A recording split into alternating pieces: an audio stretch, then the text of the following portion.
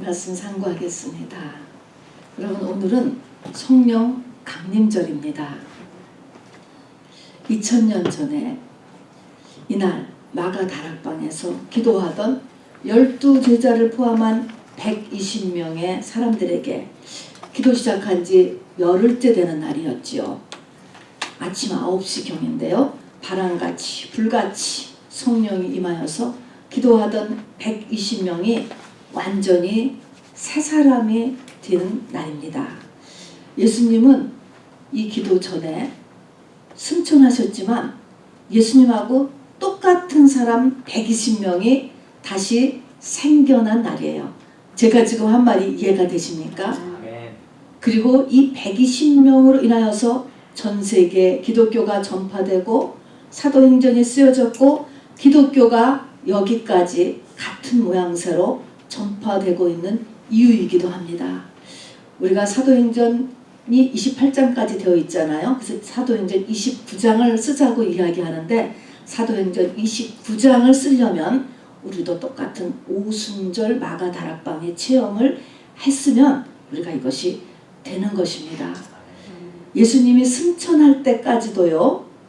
그리고 이 마가의 다락방의 기도를 승천할 때까지도 이 12제자를 중심으로 본다면 중심에서의 아직 변화가 없었다고 볼 수 있습니다. 그들은 구약을 다 아는 유대인들이었고 3년 반 동안 예수님과 동거동락하고 지냈고 또 십자가 처형을 알았고 죽었던 사람이 살아난 부활을 봤어도 그들의 중심에서 변화가 일어나지 않습니다. 일어날 수가 없었습니다. 그래서 부활하신 주님이 승천하시기 전에 불렀을 때도 그때 했던 말이 이스라엘을 회복함이 이때니까 이렇게 물어보잖아요.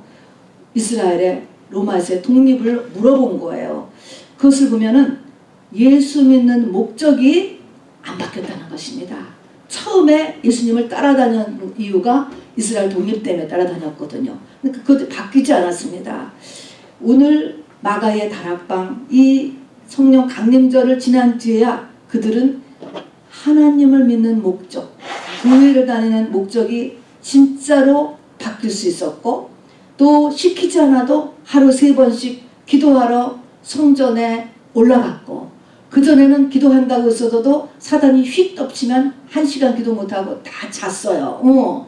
우리가 겟세마네 기도에서 보잖아요. 그 다음에는 사도행전 4장에 들어가서 보면은 거버먼트에서 예수를 말하지 말고 예수를 가르치지 말라 이렇게 했는데도 하나님의 말씀을 듣고 행하는 것이 바로 거버먼트에 사는 것보다 더 맞다 이렇게 해서 세상보다 더 큰 하나님을 그때서야 받아들이고 행할 수가 있는 상태로 변했다 하는 것입니다. 이날은 예수님이 부활했던 때부터 며칠째였을까요, 여러분? 예수님이 부활한 다음부터 이 성령 강림절까지 며칠째인지 아세요?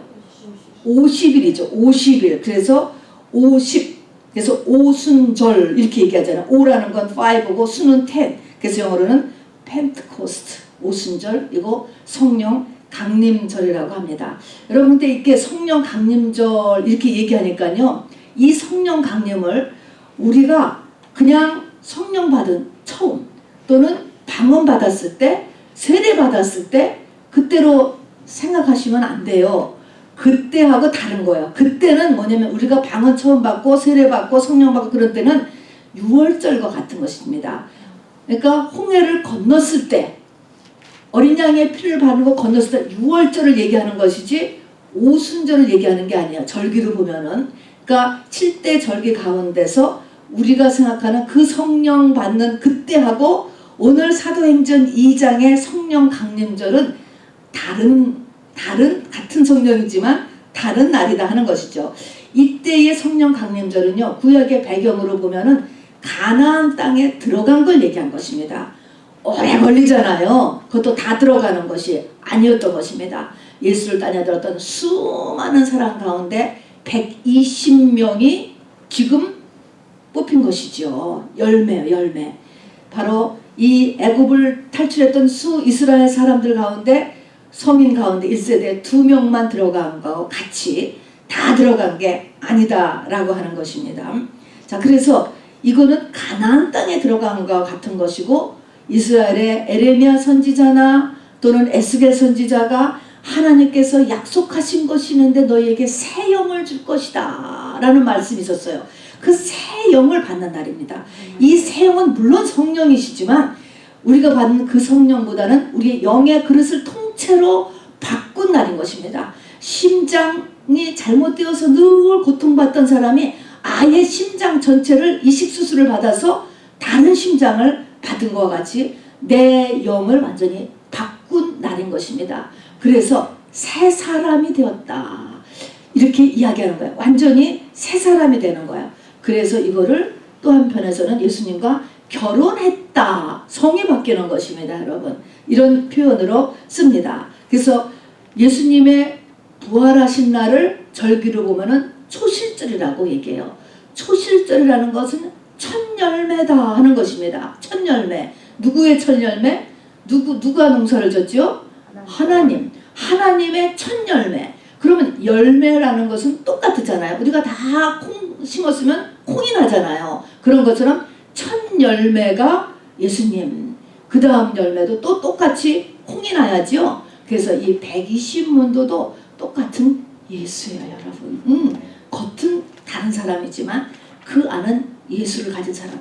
그렇기 때문에 예수님은 승천하셨지만 이 기독교가 그대로 이 사람들에 의해서 내려오게 되는 것이죠. 이것이 얼마나 중요한 날인지 모릅니다. 그래서 오늘을 교회의 생일이다 이렇게도 이야기를 합니다.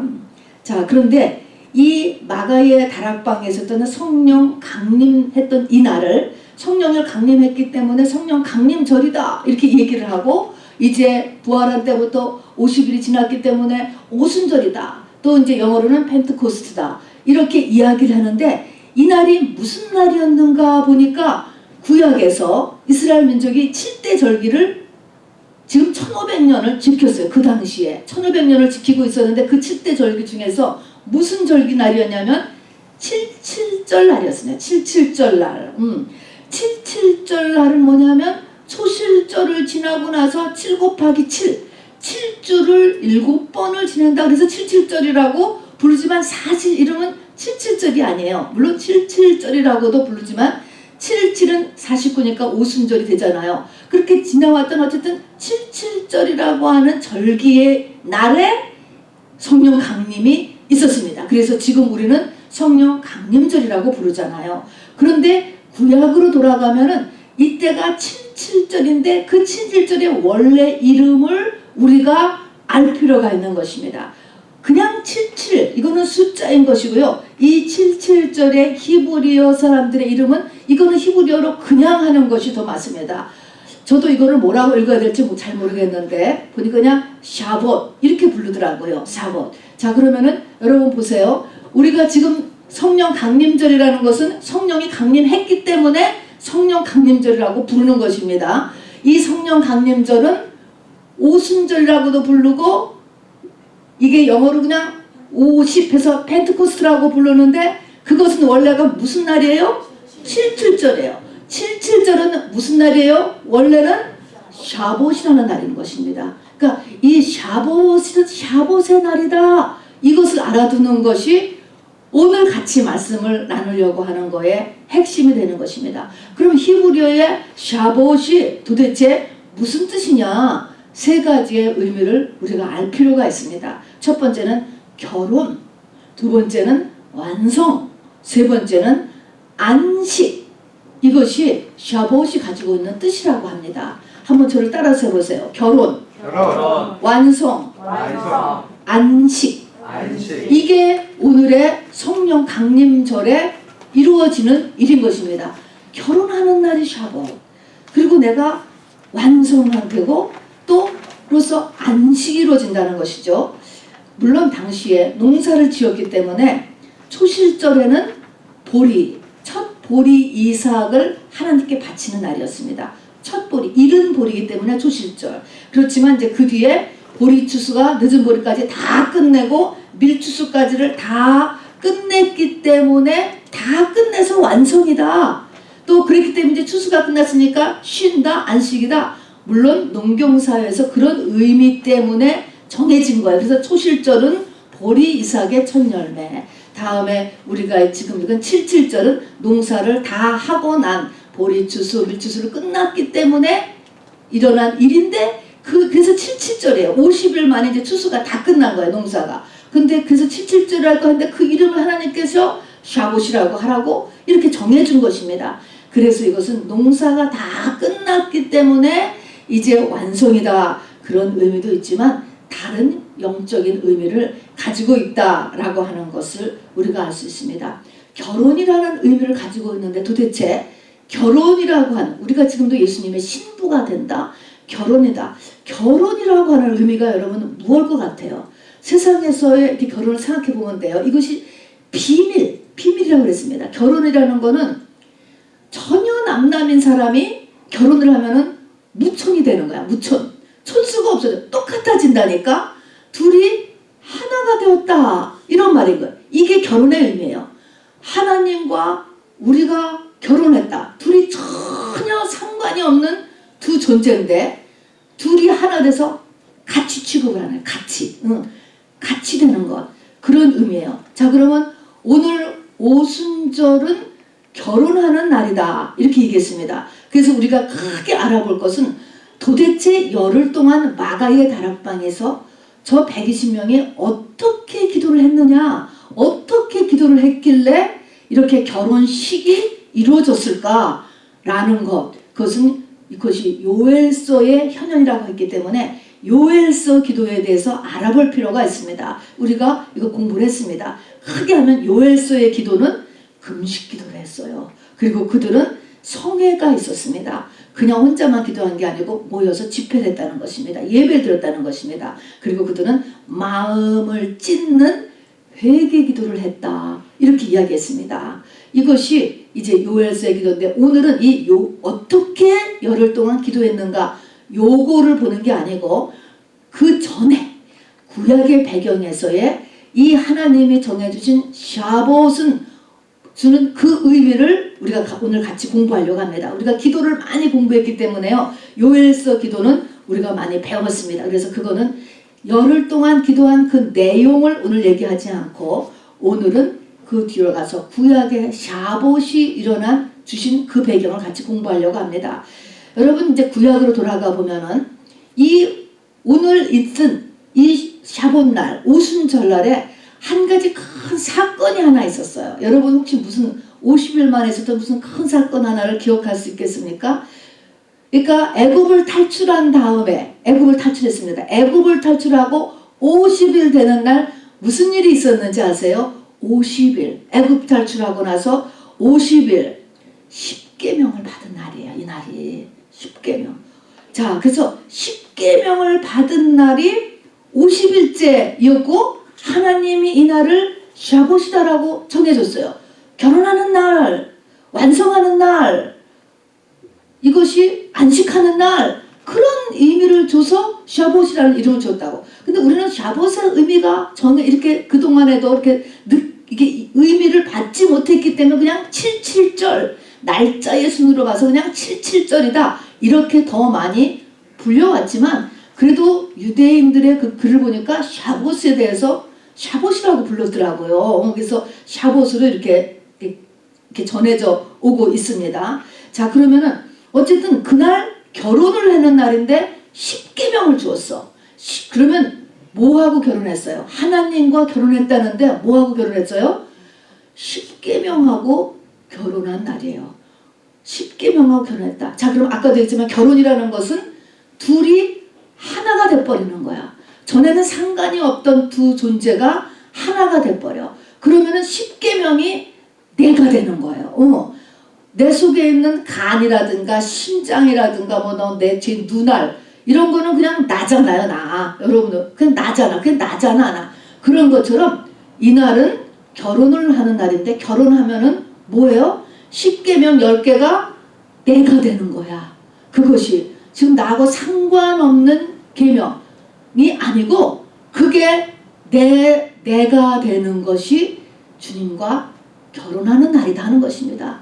저는 그래서 이 건물 다시 시작하면서 10계명 제일 먼저 사다가 제가 붙였어요. 우리가 10계명을 지금은 이제 거의 다 그냥 싹 이렇게 막 무시해버리는 이런 수준에 들어가 있는데, 그것이 아니고 그것이 나의 10개의 나를 구성하는 하나님의 사람으로서의 뼈대를 만드는 것이 10가지의 계명입니다. 그러면은 이 하나님께서 이 10계명을 주시면서 내가 너하고 결혼하기를 원해 이렇게 얘기하실 때 왜 또 금방 안 주시고 50일 만에 주셨을까?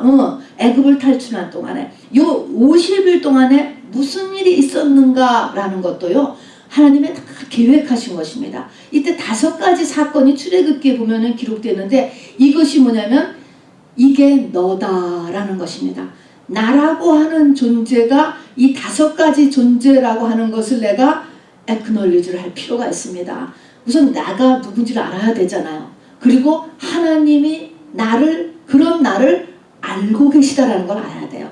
그런 걸 알고 계시면서 하나님이 나와 결혼하시겠다는 거예요. 모르고 하는 게 아니고. 그러면 무슨 일이 있었는가라고 하는 것입니다. 맨 첫 번째 보니까요, 출애굽기 14장에 보니까 그들이 10가지 재앙을 통해 가지고 도망 나왔습니다. 도망이 나왔는데 10가지 하고 우리가 예수의 피를 칠하고, 그리고 바로가 손을 들어서 장자가 죽어서 나왔잖아요. 막 나와서 한참 가는데 바로의 군대가 쫓아오기 시작하는 것입니다. 마음이 또 뒤집어진 거예요, 이 바로가. 그래서 애굽의 전차 소리가 막 들리면 쫓아오는 사건, 이 바로의 말발굽과 전차의 소리, 양옆은 벼랑 끝이고 앞은 홍해요, 뒤는 바로의 군대. 이 사건이 있었습니다. 물론 이 사건에서 하나님께서 역시 해결해 주셨죠. 모세에게 지팡이를 들어서 홍해를 가르게 하셨습니다. 그런데 때마다 하나님께서 이것을 해결해 주시지만 이 사건이 가지고 있는 의미가 뭐냐? 여러분, 이 바로는 사단을 상징하는 거예요. 내가 성령을 받았어도 내가 성령 받기 전에 나를 사로잡고 있었던 귀신이 나를 계속 쫓아온다. 이걸 우리가 잊지 말라는 것입니다. 금방 안 놔줘요. 안 놔주고 계속 찝쩍거려. 계속. 이거를 너희가 늘 알고 있으라는 거예요. 그 전에 나가 어둠의 세력에 우리가 다 잡혀 있었잖아요. 그거 계속 쫓아온다. 이거 첫 번째로 알고 있어야 돼요. 누가 해결해 주셨습니까? 주님이 해결해 주셨어요. 그런 것처럼 이렇다는 것을 알고 하나님 앞에 나가서 도움을 청하면 해결이 돼요. 자, 그래서 애굽의 군대가 다시 쫓았습니다. 자, 그 다음에는 이제 이스라엘 백성들은 홍해를 건너서 나왔고, 애굽의 군대는 홍해를 건너서 쫓아오다가 물이 다시 덮여서 다 물속에 수장되었잖아요. 그러니까 너무 신이 나서 바로 이스라엘 민족들이 소고치며 춤추며 찬양하면서 바로 이제 나왔습니다. 나왔는데 사흘 만에 무슨 일이 났습니까? 물이 떨어졌어요. 물샘을 발견했는데 가보니까 그 물샘이 쓴 물, 먹을 수 없는 물이에요. 그 물샘은 누구를 보여주는 걸까요? 우리 자신을 보여주는 거예요. 네 영의 그릇, 너라고 하는 사람, 우리가 굉장한 프라우드를 갖고 있는데 하나님이 너를 가지고는 쓸 수 없다는 거야. 너를 가지고는 복 주실 수 없다는 것입니다. 여기에 뭐가 들어가지 되죠? 나뭇가지, 예수님의 상징하는 나뭇가지가 던져졌을 때 그 쓴물이 단물로 변했습니다. 그래서 알아들 것은 내 영의 그릇은 쓴물이다. 이것도 또 어떻게 하면 해결돼요? 하나님 앞에 나오면 해결된다라는 것입니다. 그래서 나는 쓴물의 사람이구나 라는 것입니다. 그리고 나서 출애굽기 16장으로서 가면은 이제 이렇게 해서 해결하고 갔지만 광야에서 있다 보니까 또 우리가 항상 그렇잖아요. 기억이라는 것이 나빴던 건 생각이 안 나고 그냥 자기한테 그냥 좋았던 것만 생각이 나고 남이 해준 것도 은혜는 다 잊어버렸고 섭섭한 것만 생각나고 항상 그런 거잖아요. 그게 사람이에요. 그게 죄인의 특성이에요. 그래가지고 갑자기 애굽에서 노예 시절 했던 건 다 잊어버리고서 고기 먹고 생선 먹고 부추 먹고 마늘 먹고 광야에 오니까 그런 게 없다. 그거 먹은 거를 생각을 하면서 바로 이 모세와 아론에게 컴플레인을 시작을 했습니다. 이것은 뭡니까? 그 사람은요, 이 땅, 이 땅의 것, 이 먹는 것을 넘어서질 못하는 거예요. 하나님의 능력을 지금 얼마나 많이 봤어. 그렇지만 당장 내 앞에 부닥치는 것, 이 기본적인 것에 어려움이 생기면은 바로 흔들린다라고 하는 것이죠. 그래서 여기서 이제 하나님께서 메추라기를 보내서 고기 먹고 싶다는 거 해결해 주었어요. 그 다음에 이제 또 갑니다. 출애굽기 17장에 가서 보니까 물이 또 떨어졌어. 물이 또 떨어졌습니다. 그러니까 또 다 들고 일어났습니다. 그래가지고서는 바로 모세하고 이 아론에게 컴플레인을 시작하는데, 우리를 왜 데리고 나왔느냐? 잘못 데리고 나온 거 아니냐? 우리가 이 모세, 아론, 너희들을 우리를 잘못 인도하고 우리는 잘못 따른 것이 아니냐? 라고 하면서 했을 때 이제 모세가 바로 지팡이로 거기를 쳤습니다. 바위를 쳐서 물을 냈어요. 그래서 하고 하나님이 거기를 마사다라고 이름을 짓게 하시는데, 마사라고 하는 이름은 하나님을 시험했다. 그 말은 하나님을 의심했다. 뭐예요? 여기까지 왔어도 환경이 불편해지면 하나님이 없는 것 같은 거예요. 말씀이 다 안 믿어지는 거예요. 이렇게 믿음이 샥 없어지는, 이렇게 그냥 불신앙이 늘 우리를 공격하는 게 우리예요. 우리. 그래서 마사, 이것이 네 번째예요. 그 다음에는 이제 또 가는데, 이제 출애굽기 17장으로 넘어가면은 이렇게 가는데, 나는 싸우고 싶지 않아. 싸우고 싶지 않은데 아말렉에 공격이 있다는 것입니다. 어떻게 해요? 싸움을 안 하면 죽는 거예요. 근데 아말렉이 공격이 있었을 때 이게 하나님께서 이제 싸우도록 해서 이제 모세는 가서 기도로 그리고 여호수아는 나가서 싸우지 않습니까? 그래서 이것도 역시 해결은 했지만 뭐예요? 우리가 성령 받고 난 다음에 성령 받았으니까 됐어. 그리고 예수님이 다 이루어 주셨으니까 나는 됐어. 그게 아니고 계속적으로 영적 전쟁이 있다. 나 이런 거 하기 싫어. 하기 싫으면 망하는 거야. 애굽보다 더 비참하게 되는 거야, 상황이. 영적 전쟁을 싸울 줄 알아야 된다 라고 하는 것을 우리에게 보여주시는 거예요. 너가 어떤 존재고 어떤 상황에서 너는 살고 있으며, 이런데 전부 다 5가지를 다 됐잖아요.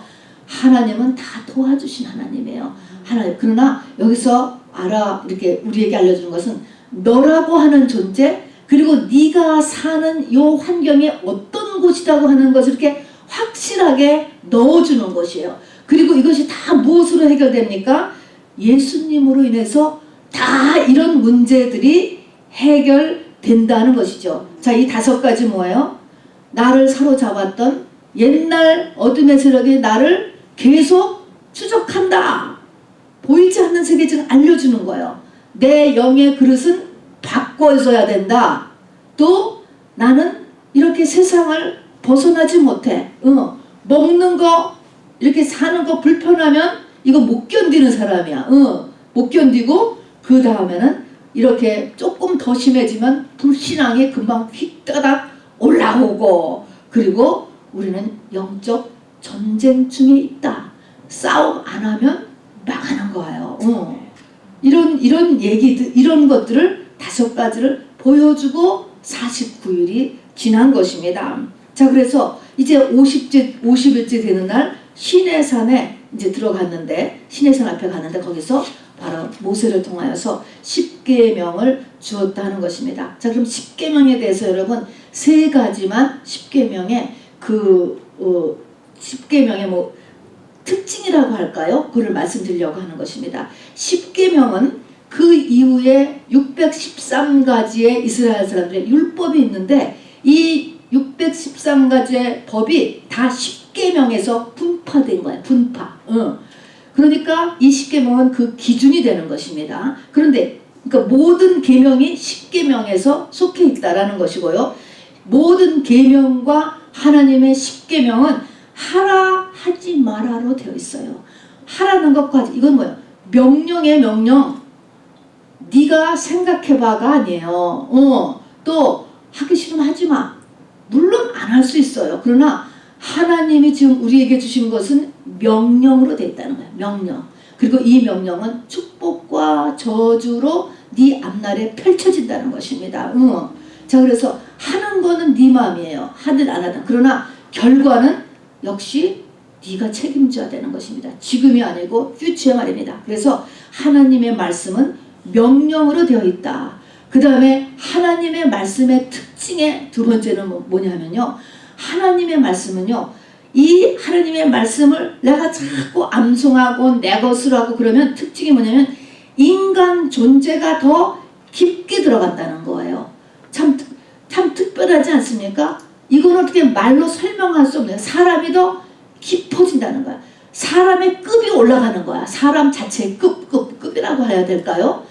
그것이 왜 유대인이 더 똑똑하다 그러잖아요. 지금도 그런 이유예요. 여러분께서 우리가 어릴 때부터 성경을 가리키고 성경을 암송시키고 이렇게 하는 것이 사람의 퀄리티를 높여주는 거예요. 어떤 분야에서든지. 그런 이상한 특징이 있어요. 이상할 것도 없죠. 하나님이 우리를 만드셨고 이게 이 하나님의 사람에 대한 법이니까 당연히 이것으로 인해서 사람이 사람다워지겠지. 최상의 퀄리티로 변해가는 것입니다. 그래서 말씀을 사랑해야 됩니다. 그리고 이 10가지의 이 말씀은요. 10가지가 한 가지 말씀 속에 함몰된다고 합니다. 그 한 말씀은 뭐냐면 일계명. 나 이외에 다른 신을 섬기지 말아라. 다른 신을 섬기지 말아라 라고 하는 말은 신이라는 것은 뭐냐면 내가 중요시 여기는 걸 신이라고 하는 거거든요. 하나님을 첫 번째로 사랑해라. 요 속에 다 들어간다는 것입니다. 이게 모든 계명의 완성이고 10계명을 다시 줄이면 1계명 속으로 다 들어간다는 거예요. 그래서 하나님을 첫 번째로 사랑하라. 이 내용이에요. 10계명이라는 거가. 저도 먼저 이것도 배운 거지만 구약의 이스라엘 사람들이 결혼을 할 때, 이스라엘식으로 결혼을 할 때 10가지의 신랑 신부가 서약을 한대요. 서약을 하는데 이 10계명을 따라서 이제 이 샤봇을 생각을 하면서 결혼식을 하는데 신랑이 서약할 것이 9가지래. 9가지. 신부가 서약할 것은 1가지래요. 신랑은 9가지를 다 해야 돼. 거기에 보면은 이제 이 집안에 하나님을 섬기는 거 신랑이 책임져. 그 다음에 이 집안의 경제 문제 신랑이 책임져. 자녀 교육 신랑이 책임져. 다 신랑이 책임져. 9가지.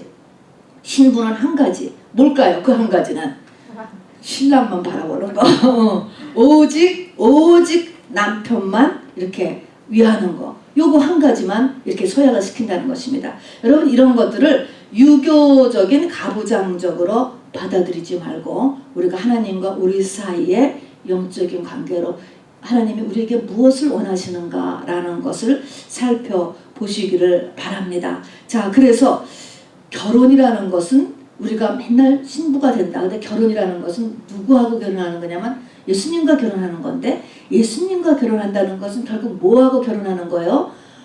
말씀과 결혼하는 거예요. 말씀과 결혼한다는 것은 뭐예요? 말씀이 내가 되는 거예요.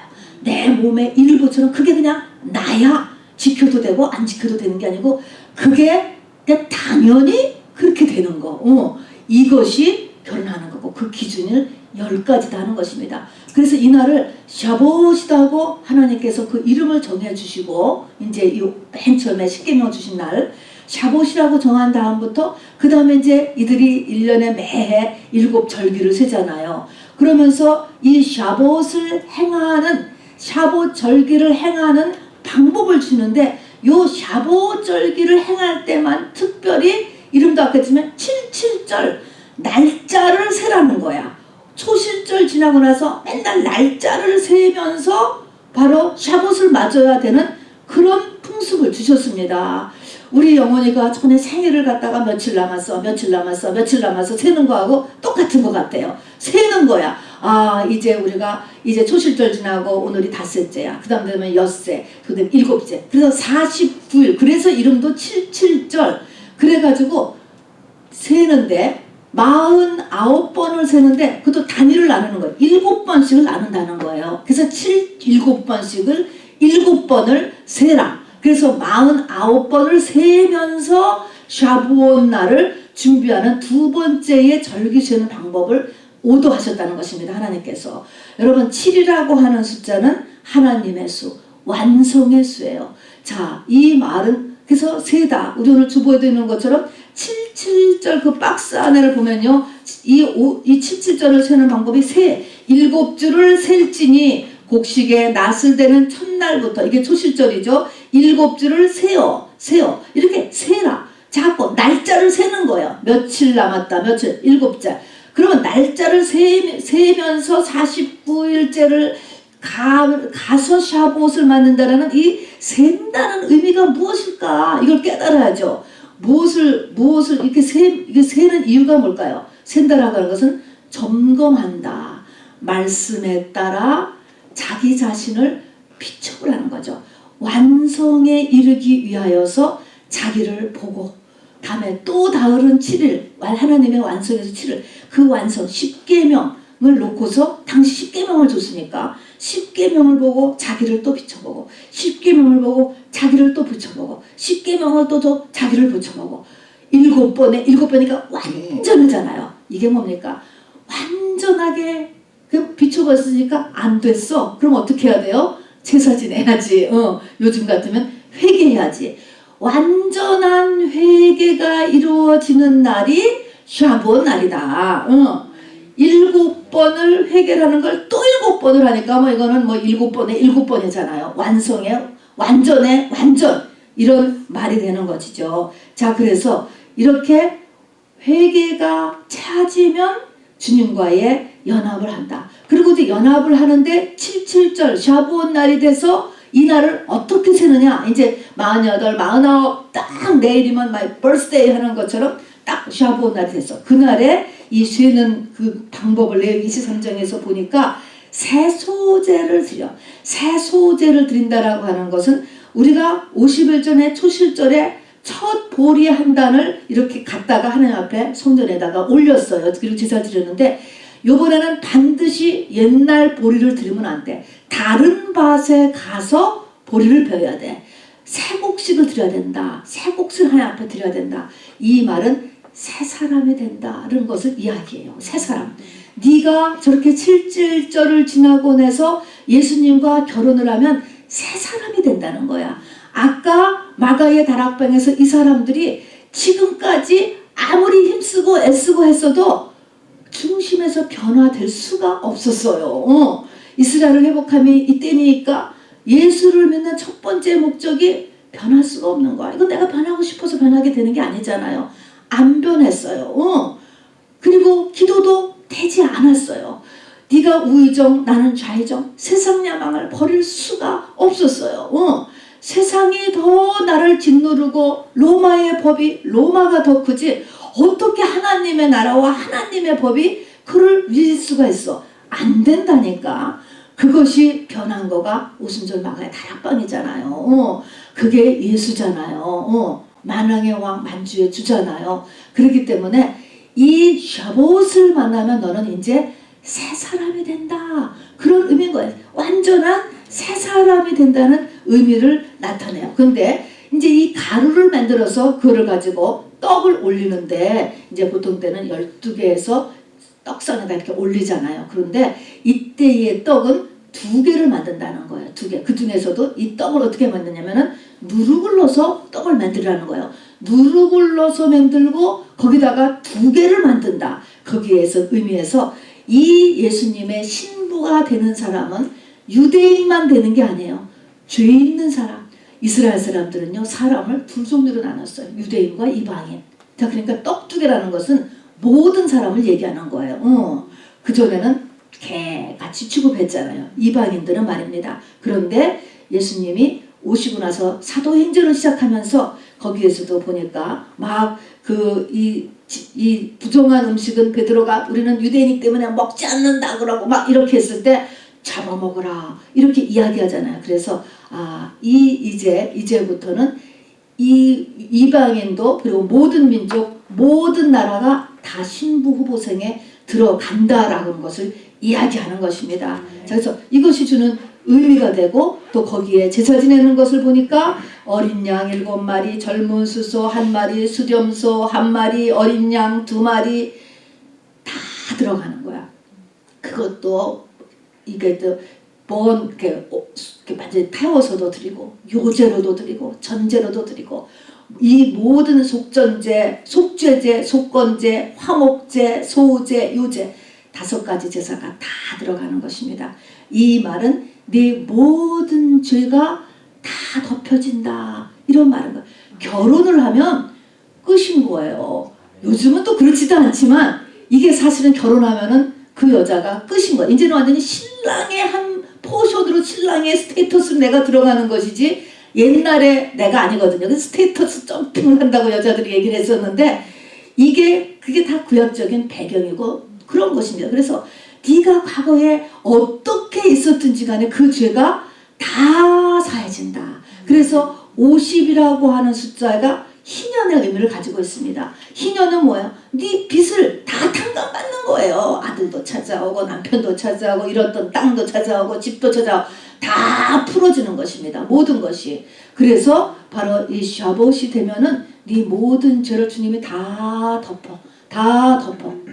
이렇게 주님과 완전히 하나 되는 이것을 이야기합니다. 그래서 49라고 하는 것을 하나님이 이렇게 7번씩 7번 내 죄를 씻고 또 씻고 죄를 완전히 회개한다 이런 의미를 가지잖아요. 근데 이것을 본따 가지고 다른 종교에서도 사구제라는 게 있어요. 그 사구제를 잘 제사를 지내주면 좋은 곳으로 간다. 이렇게 그런 영적인 원리를 따서 하는 것도 있습니다. 자, 그래서 이렇게 새 사람을 되게 만드는 것이 구약적인 샤봇이다라는 것. 그리고 10계명을 가지고 한다라고 하는 것입니다. 자, 그러면은 여기에서요 잠깐 제가 지난주에 기독교 신문에서 한 이야기를 하나 읽었는데요. 기독교 신문을 보니까 인도 분인데 라비 제크라이어라고 하는 분 여러분 들어보셨습니까? 이분이 5월 19일 날 74세로 돌아가셨더라고요. 얼마 안 되잖아요. 근데 그 C.S. 루이스라고 하는 분이 있잖아요. 영국 이분이 20세기의 최고의 기독교 변증자다 이렇게 알려져 있어요.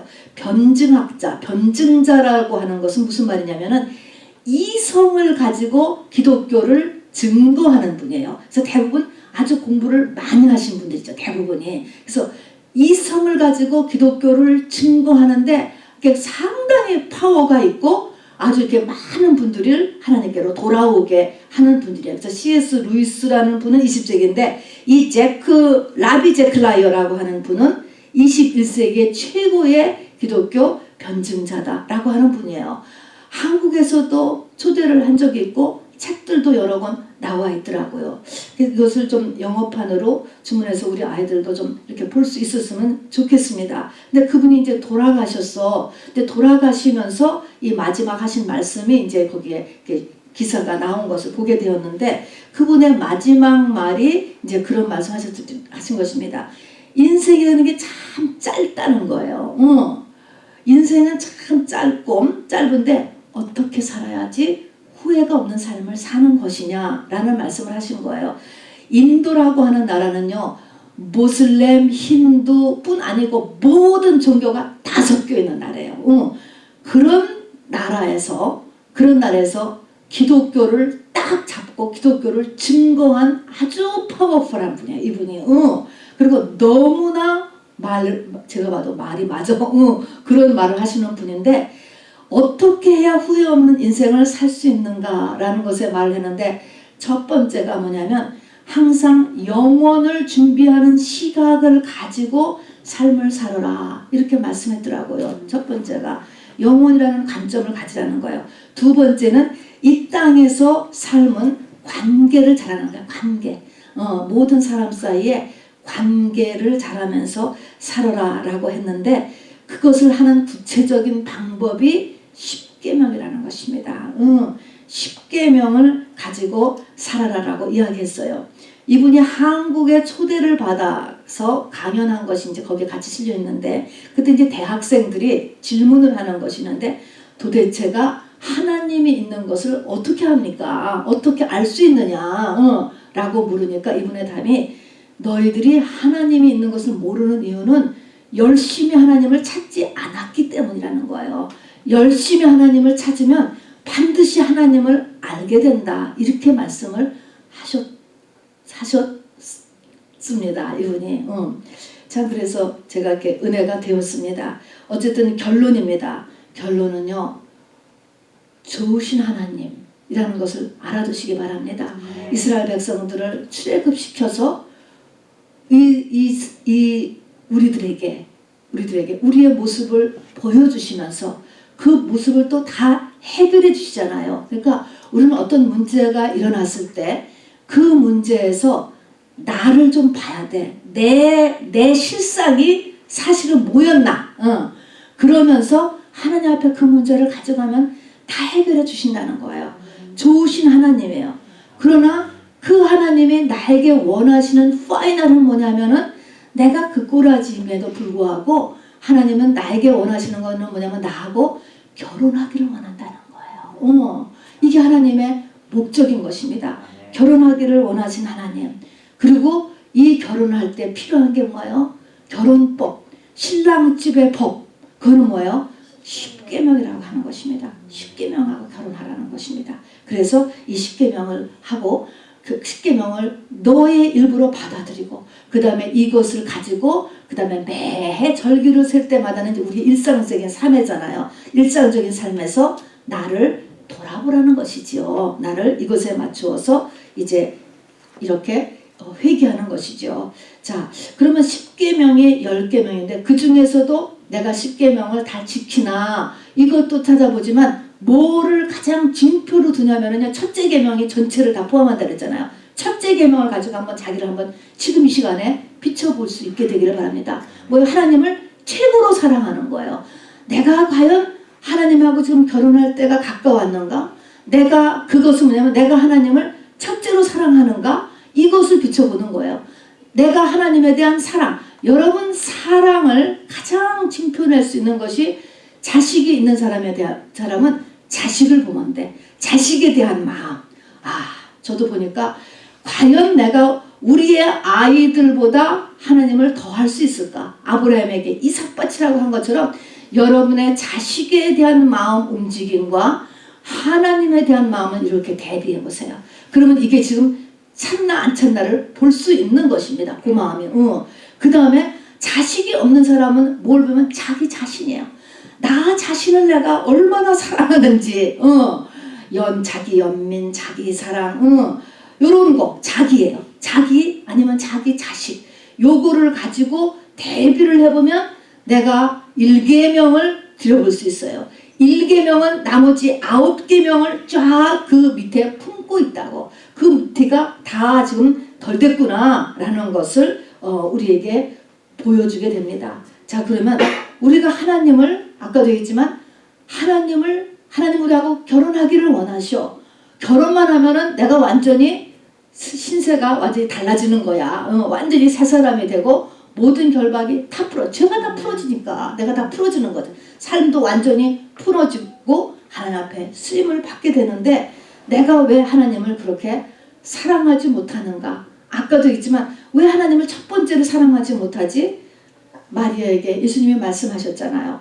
많이 사함받은 사람은 많이 나를 사랑하고 사함이 받음이 적은 자는 나를 적게 사랑하느니라.